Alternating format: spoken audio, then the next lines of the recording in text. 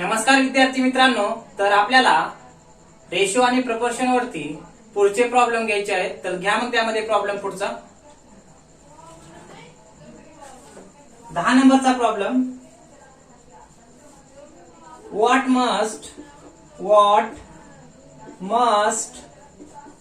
be subtracted from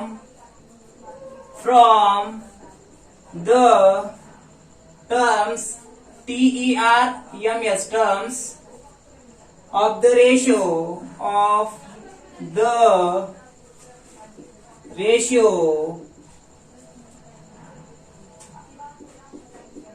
17-22 so as to make is equal of 3:4 असा problem दिलाय. काय म्हटलंय बघा प्रॉब्लेम मध्ये, आधी समजून घ्या. व्हॉट मस्ट बी सबट्रॅक्टेड, काय वजा केला असता किंवा मग किती वजा केला असता. What must be subtracted from the terms of the ratio 17-22 या रेशिओ मधून काय वजा केल्यानंतर आपणास 3:4 हा रेशो मिळतो म्हणून. हे लक्षात काय, what must be subtracted from the terms of the ratio 17-22 17:22 so as to make is equal of 3:4 म्हणजे ह्या रेशो मधून अशा कोणत्या संख्या वजा केल्यानंतर आपल्याला 3:4 हा रेशो मिळतो म्हणून. तर बघा मग आपण सोडू. खाली घ्या मग सोल्युशन. सपोज एक्स बी सबट्रॅक्टेड, समजा एक्स हे आपण वजा केलो फ्रॉम द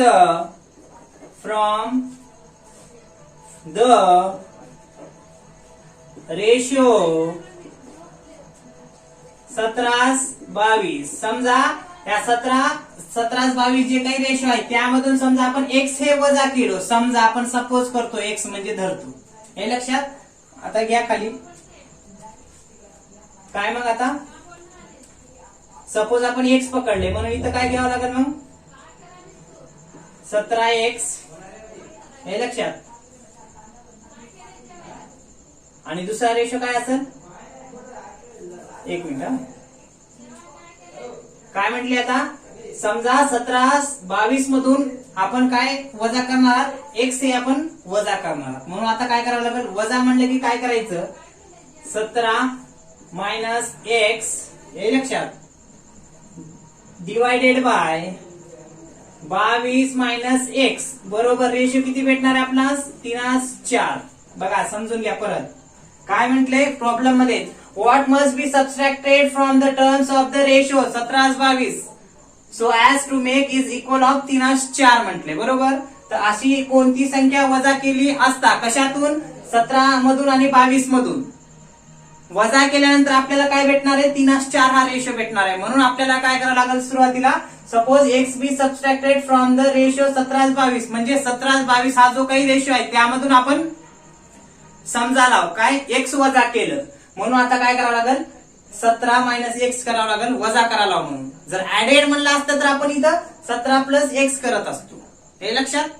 जेवढी संख्या सांगितली तेवढी आपण ऍड करत होतो. अगोदरच्या प्रॉब्लेम मध्ये बघितले बघा काय की म्हणजे दोन संख्या अशा कोणत्या आहेत त्यामध्ये 12 संख्या ऍड केल्यानंतर आपण काय कराल मग की जी संख्या दिली आहे ती +12 करालतो. पण आपल्याला काय कोणती संख्या वजा केली म्हणाले, यामधून कोणत्या संख्या वजा केल्या असता आपल्याला रेशो काय भेटणार आहे 3:4.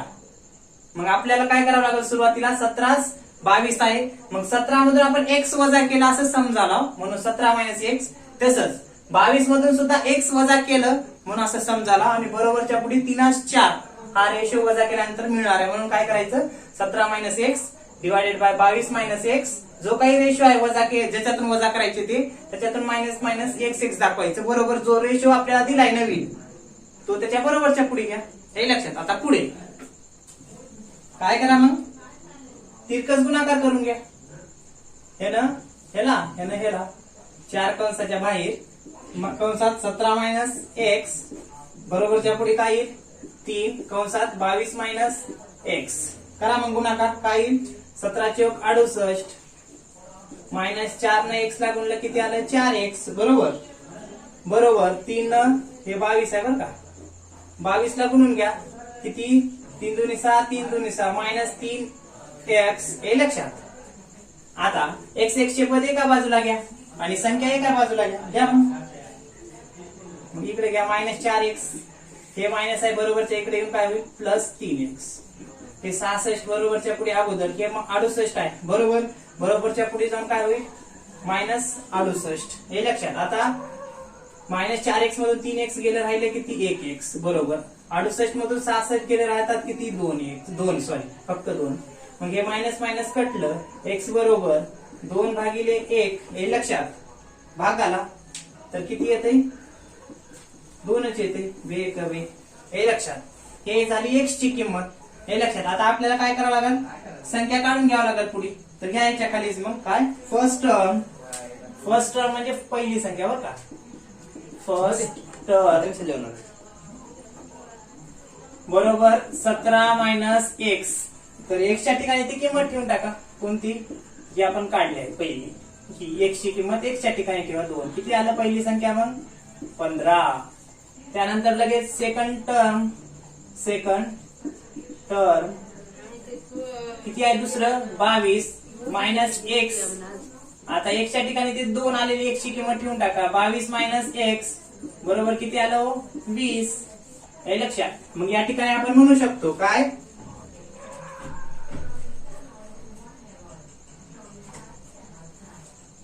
17-22 जो काही रेशो दिलेला आहे त्यामधून जर आपण त्या 17 मधून जर किती 15 वजा केला असता आपल्याला हा रेशो भेटणार आहे 3.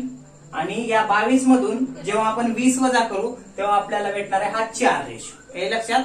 अशा पद्धतीनं प्रॉब्लेम सबस्ट्रॅक्टेड म्हणलं की काय करायचं मग जी संख्या जो रेशो दिलाय तो मायनस ते घ्यायचा त्याच्यातून मायनस एक्स करायचं आणि पुढे बी तसंच करायचं बरोबर. जो नवीन रेशो दिलाय ते तिरकस गुणाकार करायचं आणि एक्सच्या ठिकाणी एक्सची किंमत ठेवायची. इथं 17 मायनस एक्स होतं ना मग एक्सच्या ठिकाणी एक्सची किंमत काढलेली ठेवली 2 आणि वजा काढून घ्या. अशा पद्धतीनं सोडायचं प्रॉब्लेम हे लक्षात. आता पुढला प्रॉब्लेम घ्या मग लगेच घ्या पुढचा प्रॉब्लेम नंबर 11 बरं का. हा घ्या. What must be added what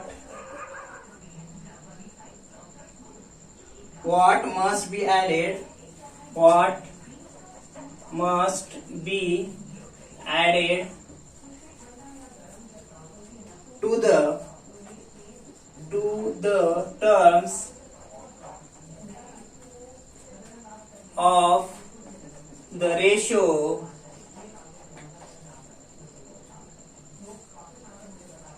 12:17 in order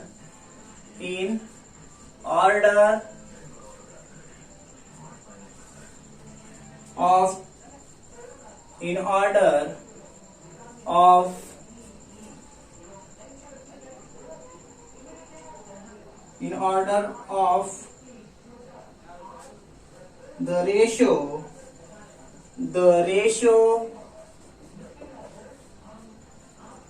make it equal to 3:4. काय म्हणले बघा what must be added to the terms of the ratio 12:17. 12:17 या रेशो मध्ये अशा कोणत्या संख्या ऍड केल्यानंतर आपल्याला मेक इट इक्वल टू 3:4. 3:4 हा नवीन रेशो भेटेल म्हटले. मग कोणत्या संख्या ऍड केल्यात हे आपल्याला सोडावं लागेल. मग लक्षात येईल की आपल्याला 12:17 या रेशो मध्ये अशा कोणत्या दोन संख्या ऍड केल्यानंतर 12 मध्ये कोणती संख्या त्यासोबत 17 मध्ये कोणती संख्या ऍड केल्यानंतर आपल्याला 3:4 हा रेशो भेटेल हे म्हटलंय. तर घ्या मग सोल्युशन इथं. तसंच सपोज कॉमा द्या, x be added to the terms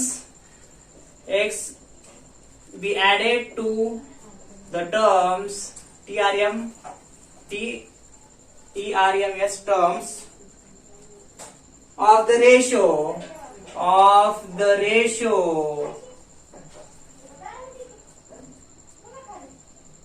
12-17 मध्ये अशी कोणती संख्या ऍड केल्यानंतर आपल्याला रेशो 3:4 भेटेल म्हटलंय. तर मग पुढे घ्या. So first term is 12 plus x आणि लगेच अँड सेकंड टर्म इज किती 17 प्लस x. हे झालं. आता पुढे काय करावं लागेल की घ्या मग 12 plus x divided by 17 plus x is equal to new ratio किती आहे 3:4. म्हणजे असंही आपण लिहू शकतो 3:4 ला. तिरकस गुणाकार करून घ्या. 4 कंसात 12 अधिक x बरोबर 3 कंसात 17 अधिक x. घ्या मग गुणाकार करून. 4 न 12 ला गुणला असता किती येते 12 चोक 48 बरोबर अधिक 4 न x ला गुणा 4x आलं बरोबर 3 न 17 ला गुणा 17 त्रिक 51 बरोबर अधिक 3 न x ला गुणलं 3x आलं. आता काय करा विद्यार्थी मित्रांनो, हे एका इथं हे 51 आहे बरं का. हा 51. आता x पद एका बाजूला घ्या. मग 4x हे प्लस आहे अलीकडे येऊन किती होईल -3x बरोबर 51 -48 इथं प्लस 48 आहे बरोबरच्या पुढे जाऊन -48 बरोबर. आता काय करा 4x मधून -3x वजा करा किती राहील मग 1x. आता काय करा इकडं बरोबरच्या पुढे 51 मधून 48 वजा करा किती राहतात 3 बरोबर x बरोबर काय करा मग हे करून घ्या. काय 3 ला 3 हे इकडं 1 आहे गुणाकारात तिकडे जाऊन भागाकारात. तर x बरोबर किती 3च येईल. 1 न भाग घातला असता हे लक्षात 3 आलं. आता काय करा x ची किंमत भेटली. आता मग काय करा 12 अधिक 1 च्या ठिकाणी हे 3 किंमत ठेवा. तसंच 17 अधिक 1 च्या ठिकाणी ही किंमत ठेवा.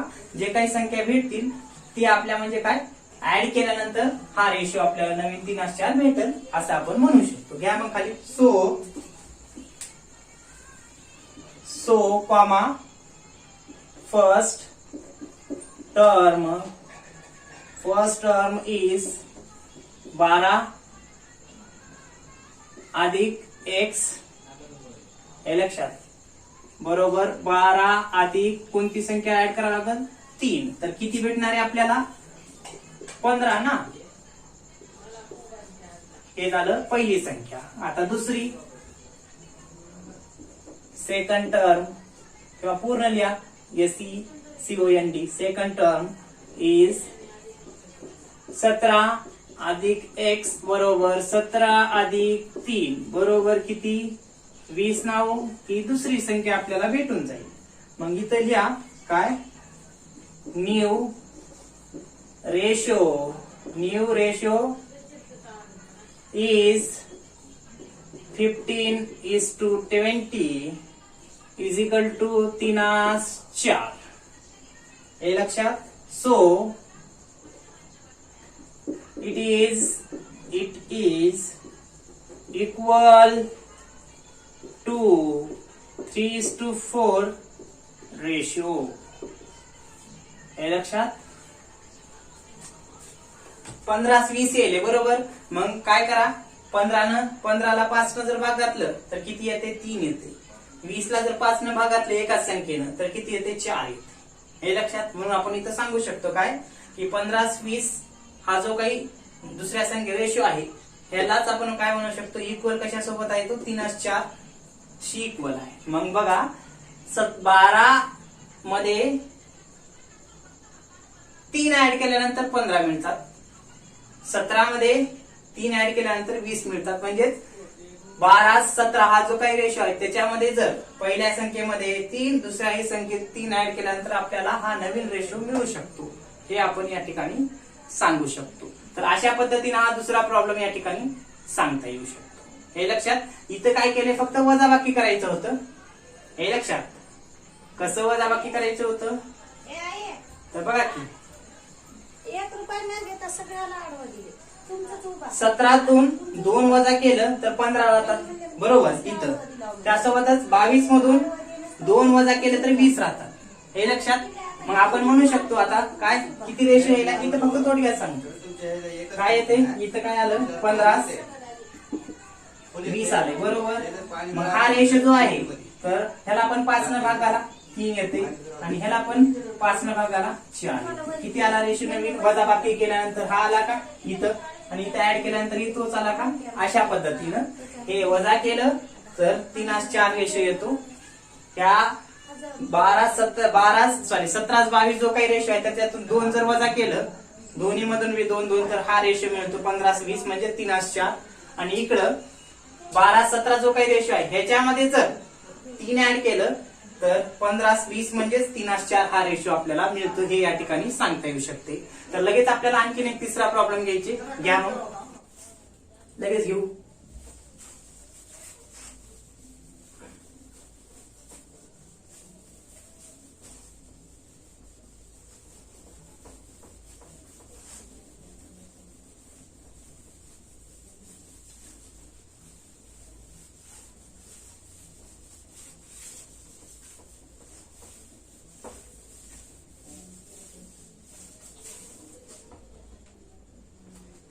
घ्या प्रॉब्लेम पुढला 12 नंबरचा बरं का.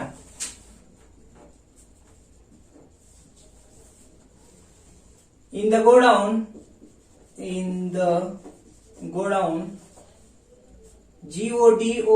GODOWN godown, in the godown there were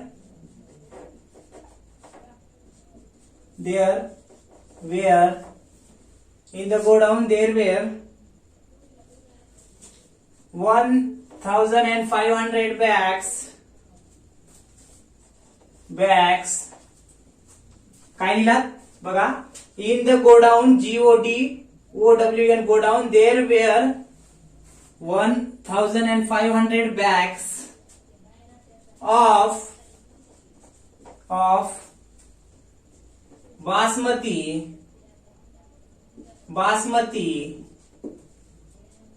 rice, Chinnor CHINNOR म्हणजे CHINNOR चिन्नोर राईस. हे राईसचे प्रकार आहेत बघा. Basmati rice, Chinnor rice and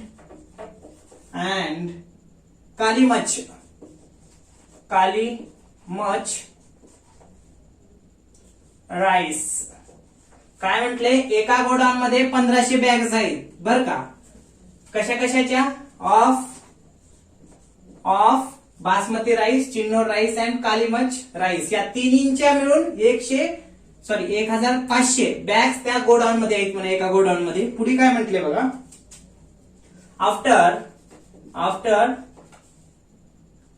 afterwards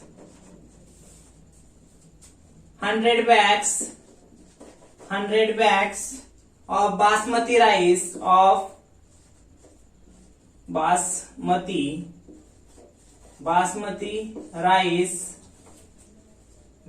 rice comma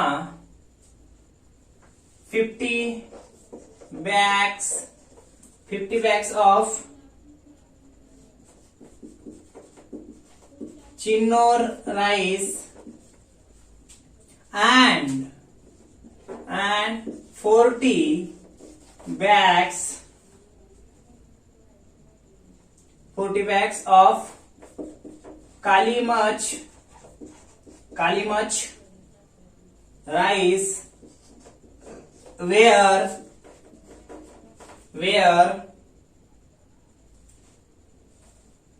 stored म्हणजे स्टोअर केलेल्या stored in the godown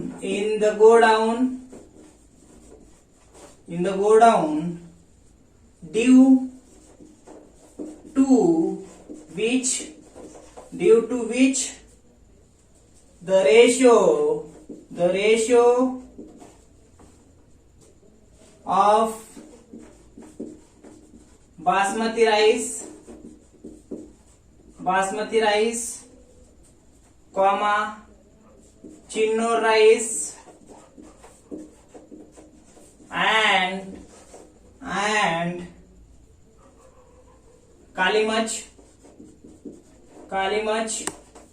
rice became 10:8:4 full stop. State सांगतो मराठीमध्ये. स्टेट how many bags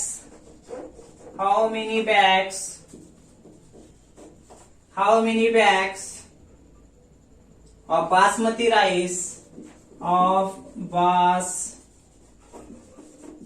इथे हे करा बरं का. बासमती राईस ये नाही वाटत बरं का. एक मिनिट इथे येसच राहू द्या. Basmati rice are there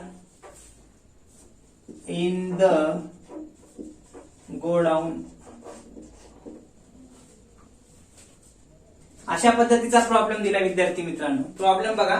बासमतीला BASMATI एवढंच आहे बरं का. इथं थोडं काही झालं हे लक्षात. आता बघा प्रॉब्लेम.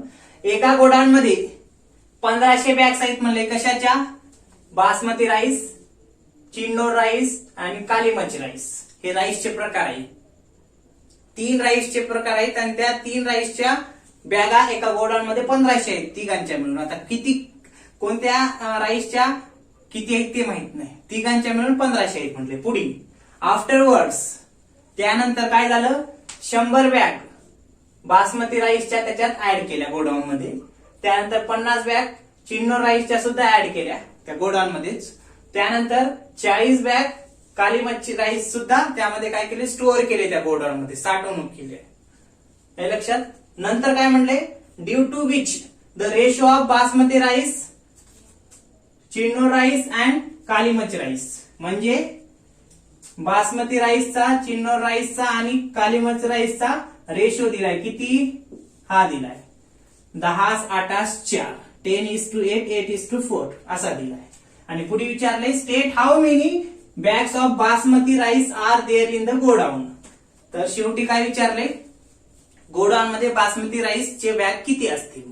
1500 बॅग्स होत्या. त्यानंतर 100, 50, 40 ह्या ऍड केल्या, स्टोअर केल्या आणि शेवटी आपल्याला त्यांचा रेशिओ दिलाय 10:8:4. आणि नंतर काय म्हणते की बाबा बासमती राईसच्या बॅग त्या गोडाऊन मध्ये किती असतील म्हटले. तर बघा सोल्युशन. फक्त प्रॉब्लेम मोठा आहे, सोल्युशन इझी आहे. घ्या मग त्याचा आन्सर. या खाली सपोज टोटल नंबर ऑफ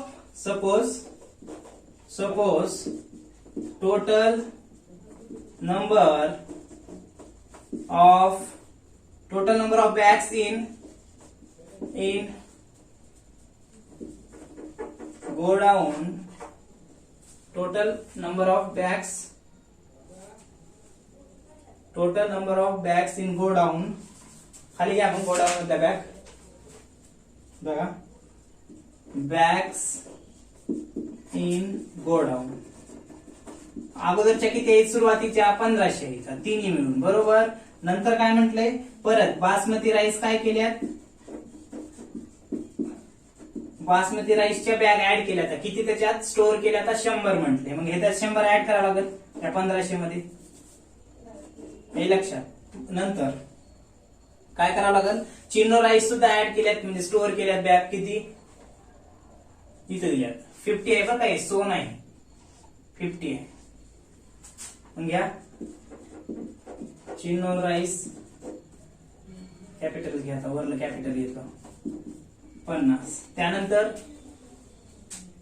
काली मच्छी राईस किती आहेत?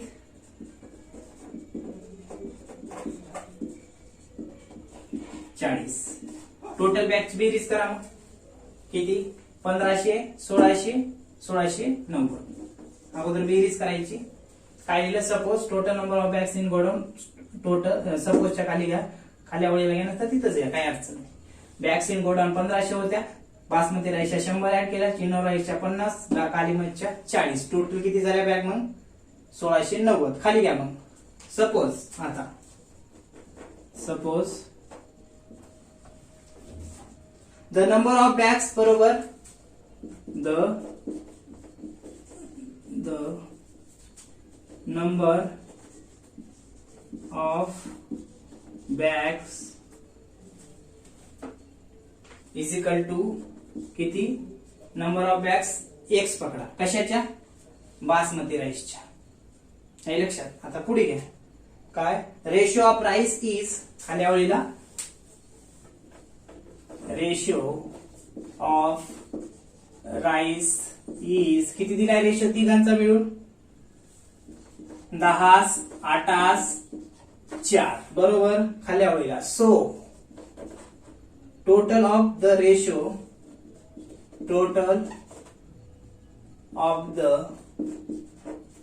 ratio is रेशोची टोटल करा किती होत्या बघा. 10 + 8 + 4 बरोबर किती?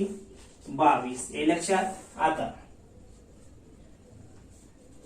Basmati rice stored in godown किती? टोटल बॅग किती आहेत? 1690 गुणिले काय करावं लागल? 10 भागिले 22. हे लक्षात. किती येते बघा. त्याला गुणाकार करा. गुणाकार केल्यानंतर किती येईल?